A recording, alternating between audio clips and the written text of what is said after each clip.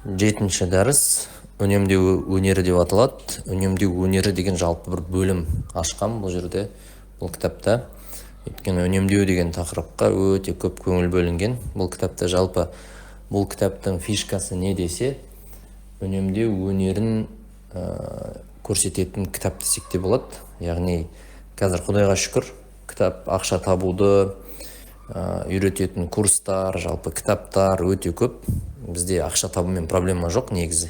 Ақша табамыз, бірақ сол тапқан ақшаны дұрыс сақтап, дұрыс жұмсап, яғни үнемді, ұғыпты қолдану жағынан бізде проблема бар.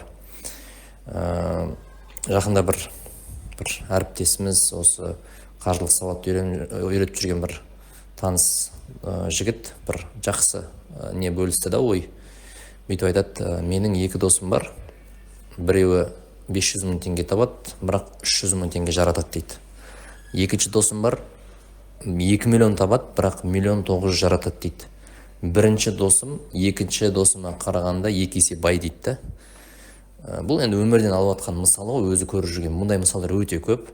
Яғни мына кітапта жиі айтылатын ой, сенің қанша табатының маңызды емес, сенің ақшаны қалай жарататының, қандай қаржылық әдеттерің бар, қалай үнемдейтінің, қалай ұқыпты қарайтының маңызды дейді. Яғни табу ол бізде көп ойлайды ғой. Қазір ақша көп таба бастасам, бітті, бүкіл проблема шешіледі деп.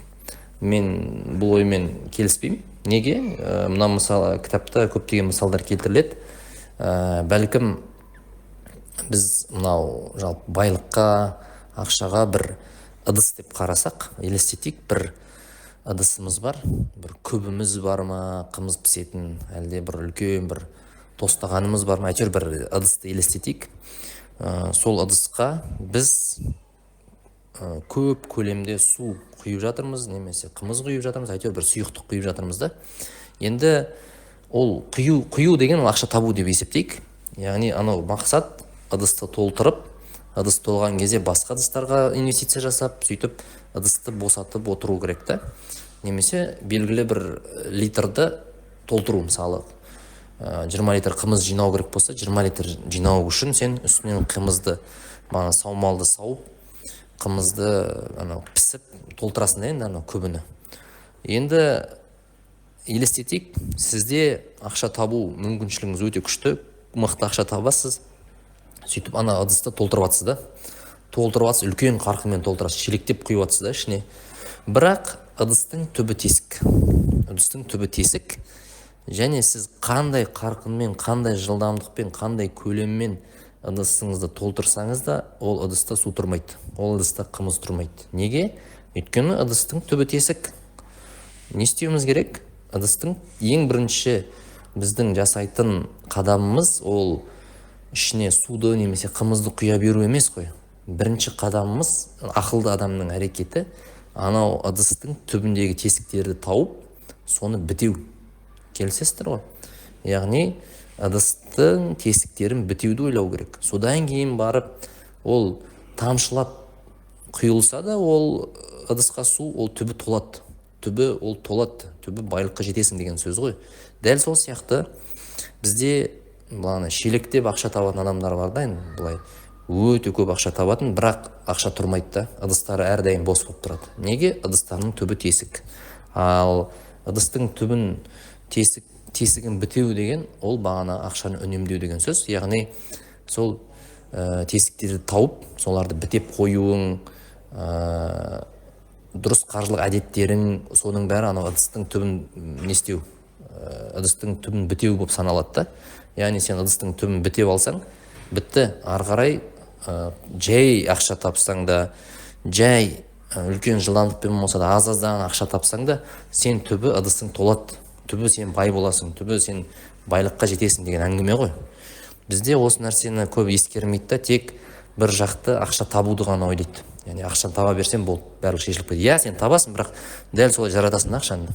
Сосын түбінде сенде ештеңе қалмайды. Енді үнемдеу туралы бұл жерде мынандай айтады. Үнемдеу деген, егер де сіздің төбе шашыңызды тік тұрғызса, үнемдеу деген сөз бір негатив болса, онда бір ішіңізге үңіліп көріңіз. Бәлкім сізге ақшаны шашқан ұнайтын шығар. бәлкім сізге мен бір жиі айтатын сөзім бар, бәлкім сізге ақшаңыздан тезірек құтылған ұнайтын шығар, ақшаңыз құрт тастаған ұнайтын шығар, ақшаны басқарғыңыз келмейтін шығар, ақшаны басқаруға жауапкершілік алғыңыз келмейтін шығар. Яғни үнемдеу деген сөз жалпы дін тұрғысынан алсақ та, жалпы бай адамдардың өмірін зерттеп қарасақ та, бұл позитив сөз. Үнемдеу деген сөздің артында ақша деген ресурсқа ұқыпты қарау деген сөз. Яғни бұл үнемдеу тең ұқыптылық, ақшаға ұқыпты қарау деген сөз үнемдеу. Енді бізде бағана айттық қой, қаржылық образымыз егерде тұтынушы болса, шапоголик болса, қаржылық образымыз бізге үнемдеу біздің жауымыз негізі. Егер сондай образдағы адам болсақ, бізге үнемдеу қиын болады. Бірақ біз айттық, образымызды қайта қарасақ болады, образымызды қайтадан редакцияласақ болады, сөйтіп өзімізге керек дұрыс байлыққа жеткізетін образды, байлыққа жеткізетін әдеттерді біз өз бойымызда қалыптастыра аламыз. Енді үнемдеу дегенді бізде қазір осы бөлімде 34-37 беттер ғой, күшті мысалдар бар. Сол мысалдар арқылы үнемдеудің маңызын түсінесіздер деп ойлаймын. Және бір кілт сөз бар бұл жерде. Бізде мынандай сөз айтылады ғой қазір, әсіресе инфобизнесмендер, инфо-цыгандар арасында мынандай нәрсені айтады ғой: қалағаныңша өмір сүр, сен не дейді, Алланың ризығын шектейсің ба, сен үнемдесең Алланың ризығын шектеген сияқты боласың деп, бір нәпсінің бір сөздерін айтады да, нәпсілік сөздерді. Біріншіден, мен имам ағамызбен, Рауан Чингужанов деген ағамызбен ақылдастым. Ол айтады да, енді бір миллион мысал бар дейді, аяттарда, хадистерде ақшаны, жалпы байлықты, малды үнемдеп ұстау туралы. Тіпті бізге мынау хадистің өзі жеткілікті да, сен теңіздің жағасында тұрсаң да суды үнемдеп қолдан деген сияқты, ысырап етпе деген сияқты сөздердің өзі бізге жеткілікті да негізі. Сосын бағанағы әсіресе мен бұны әйел кісілерден естеймін. Бағанағыдай ақшаны орынсыз жұмсау,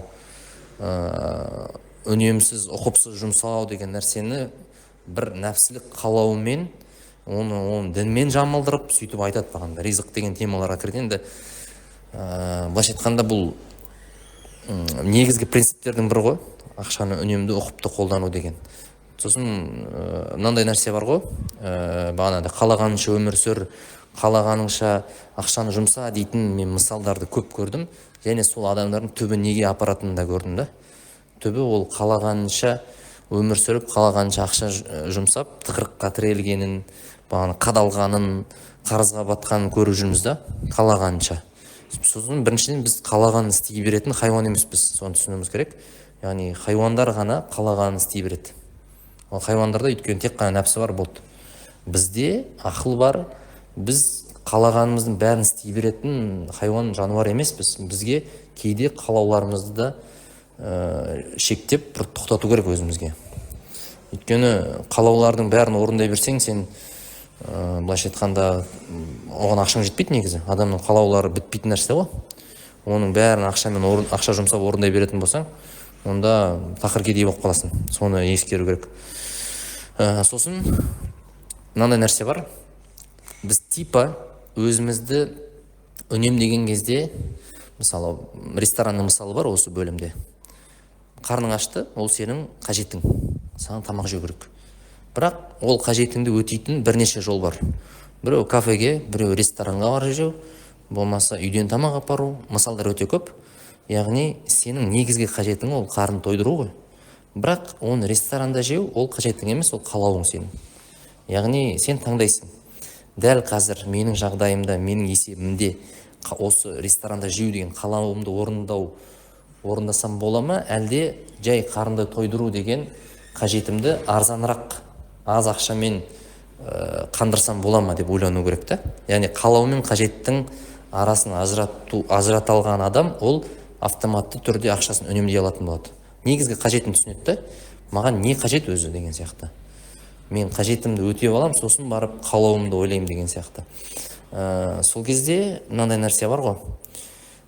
Біз ақшаны мысалы егерде қалағанымызды орындай берсек, онда біз типа былай ойлаймыз ғой, мен еркін адаммын, сол үшін мен қалағанымды орындауым керек деген сияқты бір ой болуы мүмкін да.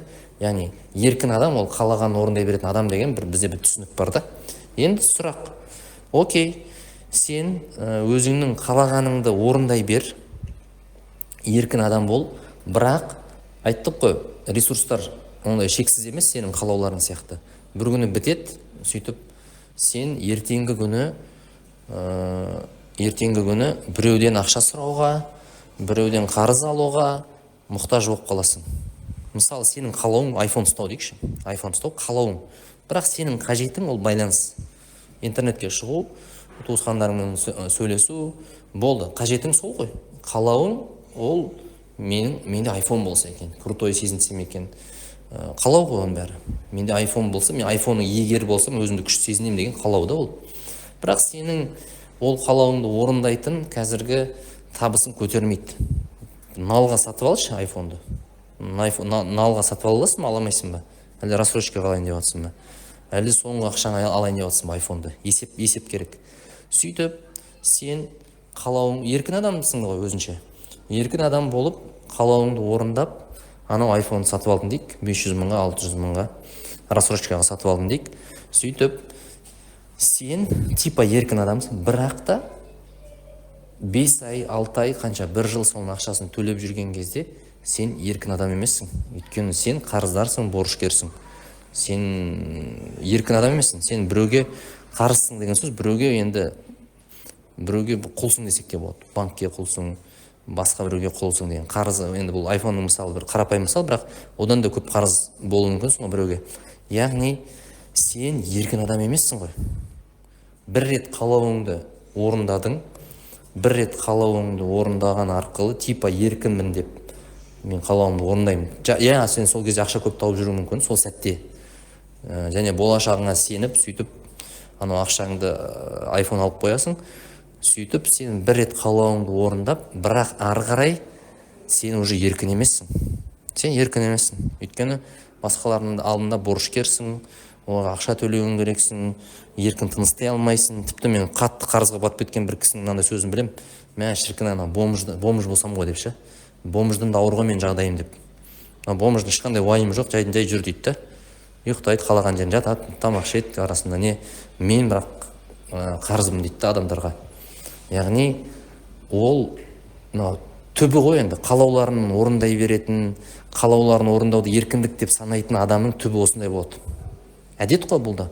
Сөйтіп қиын неге душар болады жағдайға былайша айтқанда. Енді сұрақ, біз қалауымыз бен қажетімізді ажырата алсақ, және де сол сәтте есебімізді дұрыстап, анау ақшамызды үнемдеп, сол сәтте iPhone алмай қойсақ, шектесек өзімізді дейікші. Өзімізді шектесек, өзімізді бағанағыдай рассрочкадан, қарызға батудан өзімізді алдағы 1 жылда сақтап қалсақ, біз еркін боламыз ғой. Яғни, мынандай тезис бар, мына бөлімде бір ойландыратын тезис, ойланып көріңіздер. Болашақ еркіндігім үшін қазір өзімді шектесем, ол да еркіндік емес пе? Еркіндік емес пе? Яғни, мен қазіргі шешімдерім арқылы, қазіргі үнемдеуім арқылы бір қор жинаймын. Ана жерде 6 айлық қор туралы айтылады. Қор жинау арқылы, қазір типа өзімді шектеу арқылы мен еркін емеспін, типа. Бірақ есесіне мен алдағы жылда мен еркін болам. Яғни, менің қазір өзімді шектеуімнің өзі еркіндік қой. Яғни, үнемдеуім еркіндік.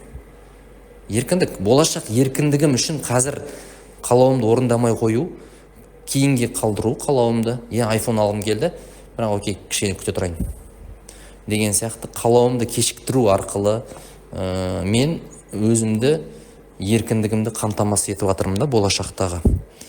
Яғни, бұл үнемдеудің өзі негізі былай ұзақ мерзімге қарасам, үнемдеудің өзі еркіндік қой.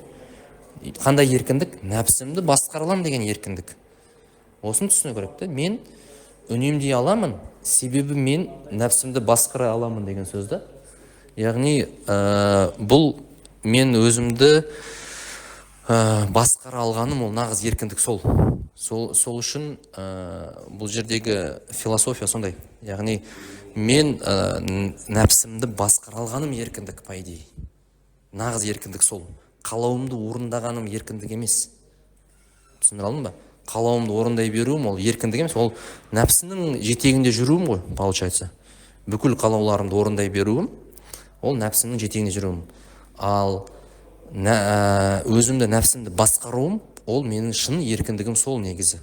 Яғни хайуан емеспін, қалауымды орындай беретін. Осы ой жатыр да негізі. Осы ой жатыр үнемдеудің артында. Және осы бөлімнен бір 2 литр суды жеткізу туралы мысал бар ғой. Соны оқып көрсеңіздер, енді мынау мен тапсырдың мақсаты бір кітаптарын оқып беру, қайталап беру емес. Бәлкім кітапта назар аудару керек, осы бөлімде назар аудару керек тұстарды бір ашып айтуға тырысам.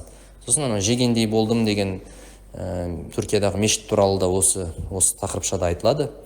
Яғни бағана 2 литрді жеткізу деген мысалды бірнеше рет оқып көрсеңіздер, түсінесіздер да үнемдеудің түпкі мақсаты не екенін. Енді мынау үнемдеу бөлімі ғой. Қазір үнемдеу деген тақырыпты әр қырынан ашуға тырысамыз, бірақ дәл осы контекстте мен бір осы ойларды жеткізгім келді. Үнемдейік, ақшаға ұқыпты қарайық. Сонда біз шын бай боламыз, шын еркін адам боламыз.